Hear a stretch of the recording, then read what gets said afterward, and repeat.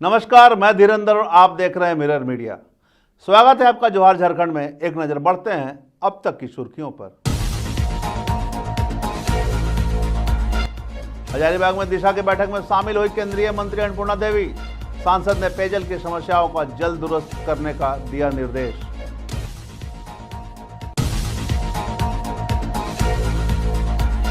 धनबाद में उपायुक्त ने विभिन्न विभागों की समीक्षा बैठक। पंचायत भवनों को लेकर दिए निर्देश।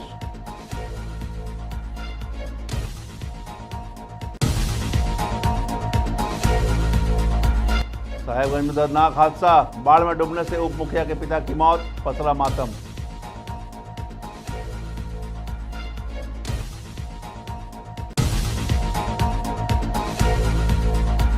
हेमंत सोरेन की गिरफ्तारी पर अमर बावड़ी का बड़ा बयान, इंडी गठबंधन पर साधा निशाना।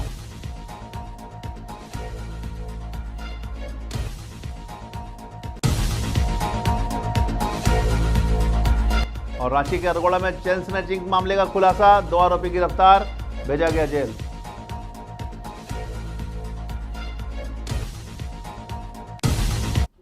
अब खबरें विस्तार से। हजारीबाग में जिला विकास समन्वय एवं मूल्यांकन समिति की बैठक शनिवार को समाहरणालय में हुई। बैठक में केंद्रीय मंत्री अन्नपूर्णा देवी और सांसद मनीष जायसवाल शामिल हुए।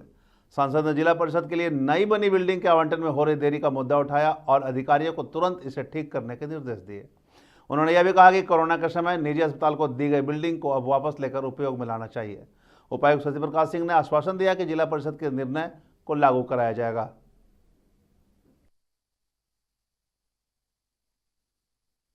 जिला परिषद का बिल्डिंग ये सार्वजनिक उपयोग के लिए है कि मतलब अगर कोई मार्केट जिला परिषद बनाया है तो उसको एक आदमी को नहीं देना है। अभी जो एक बन करके तैयार है उसको इसी खींचातान में नहीं दिया जा रहा है कि भाई एक आदमी को देना है कि तो भाई उसको जितना ज़्यादा लाभुक हो उनको मिले, ये बात हमने उठाया। पहला। दूसरा कि जिला परिषद का जो पुराना ऑफिस था वो कोविड के समय में एक लिमिटेड यूज़ के लिए किसी को दिया गया था। अब जब उसका यूज़ पूरा हो गया है तो जिला परिषद को वहाँ पर अपना एक नया सेंटर बना करके उसको अपना आय को मजबूत करना चाहिए। दिशा की बैठक में जो है इश्यूज उठे थे और उसमें जो है जिला परिषद को ही निर्णय लेना है उस विषय में, चूँकि जिला परिषद जो है एक ऑटोनॉमस बॉडी है।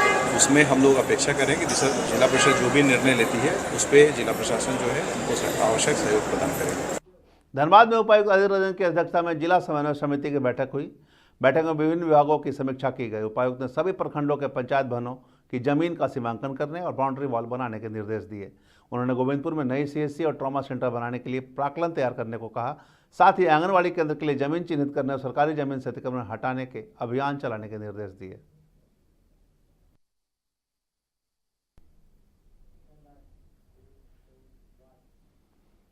साहेबगंज के राजमहल थाना क्षेत्र से एक दर्दनाक खबर सामने आई है। कस्बा पंचायत के उप मुखिया आनंदी मंडल के 65 वर्षीय पिता राजेंद्र मंडल की बाढ़ के पानी में डूबने से मौत हो गई। राजेंद्र मंडल बीते शुक्रवार को अपनी गाय चराने गए थे लेकिन वापस नहीं लौटे। शनिवार शाम को उनका शव मिला है, जिससे पूरे गांव में शोक का माहौल है। राजमहल थाना की पुलिस ने शव को कब्जे में लेकर पोस्टमार्टम के लिए भेज दिया। यह घटना एक बार फिर से बाढ़ से होने वाले खतरों को उजागर कर रही है। पिताजी कल सुबह में 9 बजे गए थे मवेशी पकड़ने के लिए। उसी क्रम से मेरे पिताजी लापता था। और किस दिन गए थे ये मवेशी लेकर के? 29 तारीख को सुबह 9 बजे। इस प्रकार से आज घर में मातम देखा जा रहा है। ये अनहोनी किस प्रकार से और कहाँ हुई है? जल्ला है, बाढ़ का पानी है वहाँ पर, वही बाढ़ के पानी में डूब करके मर गया। लगभग कितने बजे पता चला कि डूब गए थे वहाँ? 4 सवा 4 बजे। पूर्व नेता प्रतिपक्ष अमर कुमार बावरी ने इंडी गठबंधन के उपराष्ट्रपति पद के उम्मीदवार के ऊपर बयान तीखी प्रतिक्रिया दी है। उन्होंने कहा कि झारखंड के मुख्यमंत्री हेमंत सोरेन की गिरफ्तारी किसी सरकार के कहने पर नहीं बल्कि न्यायपालिका के आदेश पर हुई थी। अमर बावरी ने आरोप लगाया कि इंडी गठबंधन के नेता अपने बयानों से तुष्टीकरण और वोट बैंक की राजनीति कर रहे हैं। उन्होंने कहा कि इन नेताओं का भारत के संविधान में विश्वास नहीं है क्योंकि वे न्यायपालिका के आदेश पर भी सवाल उठा रहे हैं। नक्सली विचारधारा के परम समर्थक भारत के पूर्व न्यायाधीश और अभी उपराष्ट्रपति पद के लिए इंडी अलायंस के उम्मीदवार श्रीमान रेड्डी जी आज झारखंड पधारे हैं। झारखंड में आकर के उन्होंने जो बयान दिया है अपनी उम्मीदवारी को लेकर के, और जिस तरह से उन्होंने भारतीय न्याय व्यवस्था को फिर से एक बार कटघरे में खड़ा किया है। उन्होंने कहा है कि माननीय मुख्यमंत्री हेमंत सोरेन जी की जो जेल जाने की यात्रा थी उस पर हमें विचार करना चाहिए। आप खुद न्यायाधीश रहे हैं और आपसे इस तरह के वक्तव्य की उम्मीद नहीं की जा सकती। आपको मालूम है कि माननीय हेमंत सोरेन जी को जो जेल जाना पड़ा था, हिरासत में गए थे, वो भारत की न्याय व्यवस्था में न्यायालय ने भेजा था और उनको जमानत भी भारत की न्याय व्यवस्था न्यायालय ने दी है। आज पूरे इंडिया अलायंस भारत के लोकतंत्र और भारत की न्याय व्यवस्था पर लगातार उंगलियां उठा रहा है। आज पूरा इंडिया अलायंस जिस तरह से चुनाव आयोग सहित भारत की न्याय व्यवस्था को कटघरे में खड़ा कर रहा है, ये साफ दिखलाता है कि अब इनको भारत के लोकतंत्र पर और भारत के संविधान पर किसी प्रकार का भरोसा नहीं है। ये सिर्फ और सिर्फ अपना स्वार्थ देखते हैं और अपने किसी पद पर बैठने के लिए किसी भी हद तक जाने के लोग ऐसे भी बयान देकर के भारत की संप्रभुता अखंडता खतरे में पड़े, उनको कोई गुरेज नहीं है। मैं इस बात की कड़ी निंदा करता हूं और उनसे कम से कम ये अपेक्षा करता हूं कि आप खुद न्यायाधीश रहे हैं तो भारतीय न्याय व्यवस्था पर कम से कम आदर का। रांची के अरगोड़ा थाना क्षेत्र में चैन स्नैचिंग के मामले में लगातार वृद्धि हो रहे हैं। हाल ही में एक महिला के साथ हुई चैन स्नैचिंग की शिकायत के बाद हटिया डीएसपी के नेतृत्व में एक टीम का गठन किया गया। टीम ने छापेमारी कर महिला की चेन सहित ऑटो ड्राइवर और एक अन्य आरोपी को गिरफ्तार कर लिया। पुलिस ने पूछताछ के बाद दोनों को जेल भेज दिया। सिटी एसपी अजीत कुमार ने बताया कि ऑटो ड्राइवर के साथ मिलकर चेन स्नैचिंग की घटना को अंजाम दिया गया था।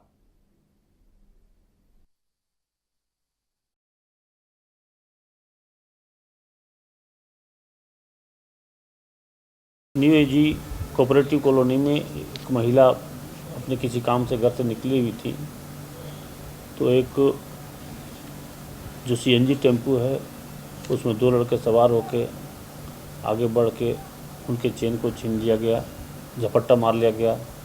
महिला के द्वारा थोड़ी सी आवाज़ दी गई, हल्ला किया गया, तो तुरंत किसी के द्वारा पुलिस को सूचना मिली। पुलिस ने तत्परता दिखाते हुए इन दोनों लड़कों को गिरफ्तार कर लिया और जो महिला का चेन छिनाया था उसको भी बरामद कर लिया गया है।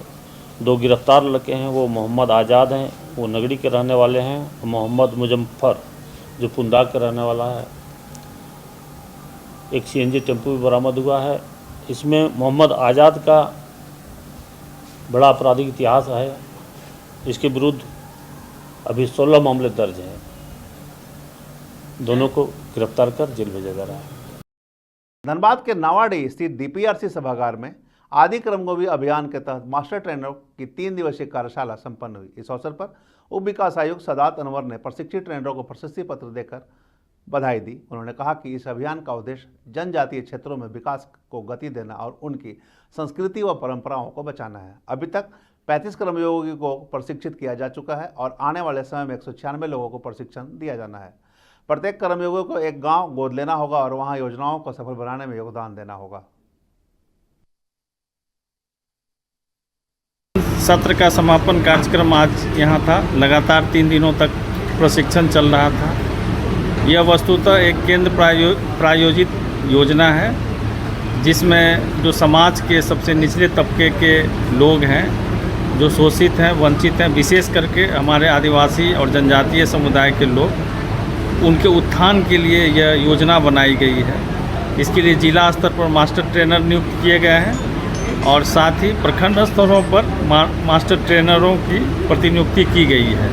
तो उन्हें जिला स्तरीय जो ट्रेनर थे उन्होंने 3 दिवसीय ट्रेनिंग दिया है कि उनका दायित्व क्या है, उन्हें क्षेत्र में क्या काम करना है। तो ये सभी सैद्धांतिक प्रशिक्षण प्राप्त कर चुके हैं। अब ये फील्ड में जाएंगे और जो गांव चिन्हित किए गए हैं इसके लिए, उन गांवों में जाकर लोगों की समस्याओं को देखेंगे और उनके निदान के लिए क्या कार्रवाई करना है उसके लिए कार्य योजना बनाएंगे और उस कार्य योजना पर कार्यान्वयन जिला स्तर से किया जाएगा ताकि वहाँ की जो मूलभूत समस्याएं हैं उसका समाधान किया जा सके।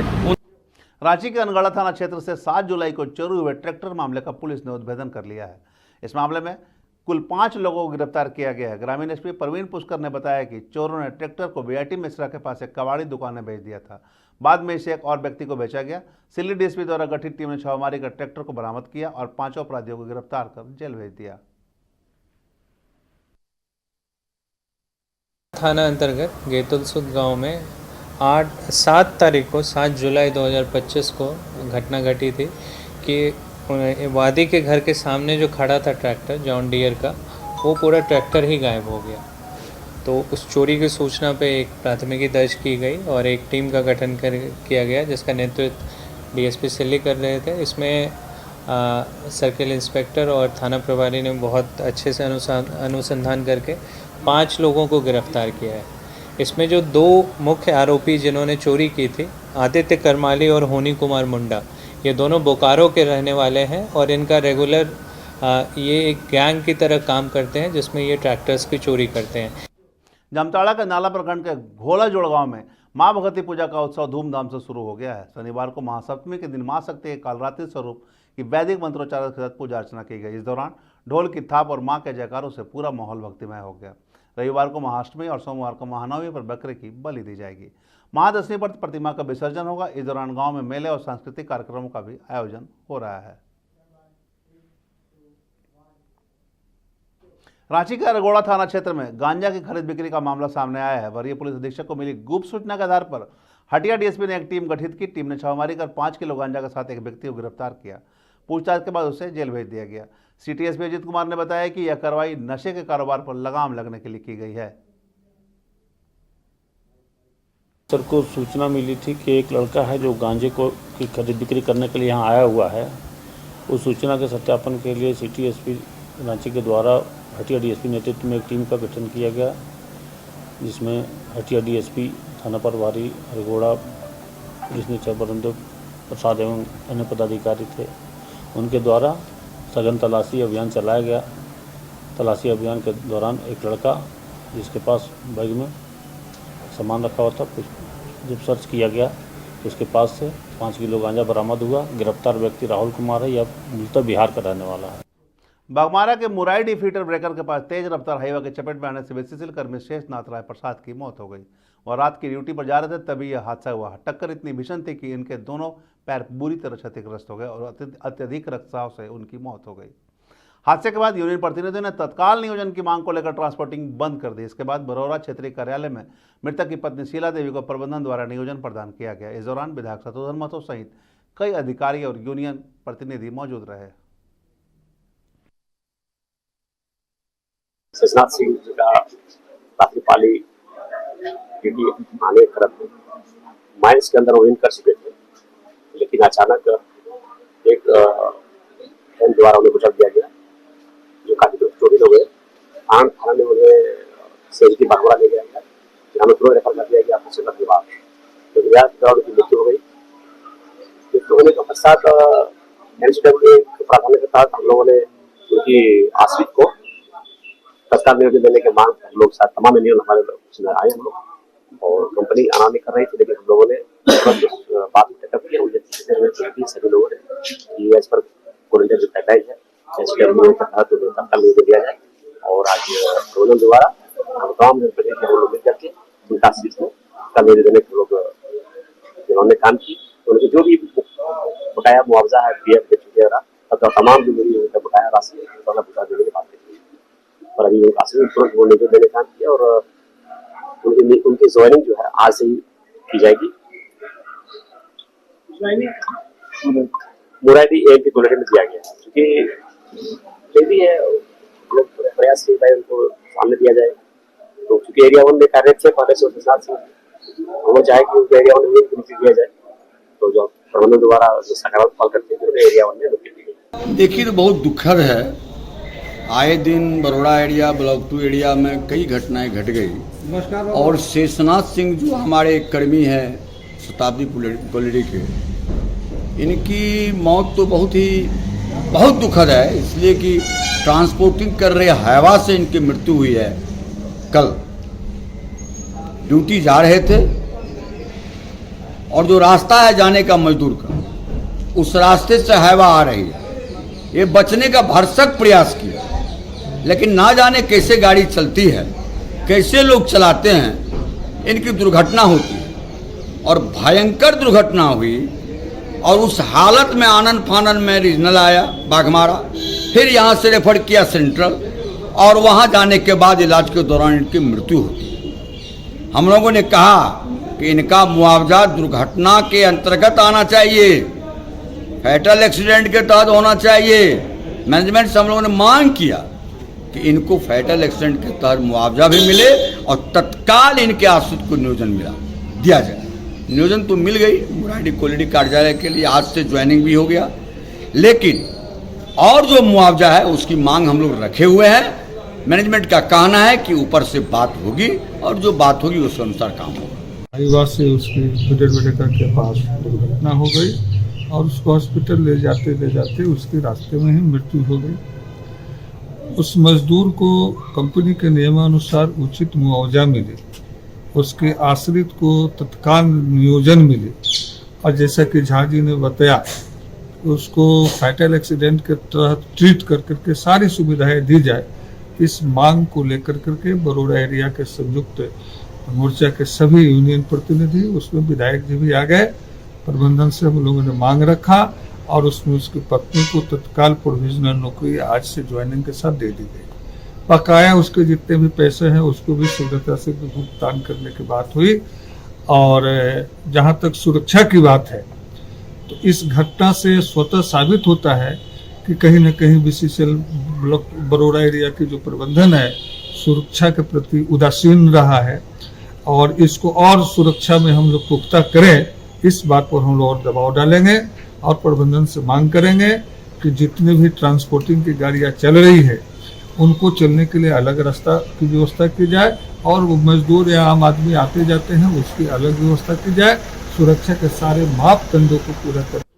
जो आज झारखंड में अब तक बस इतना ही। देश और दुनिया की तमाम खबरों के लिए बने रहे मिरर मीडिया के साथ।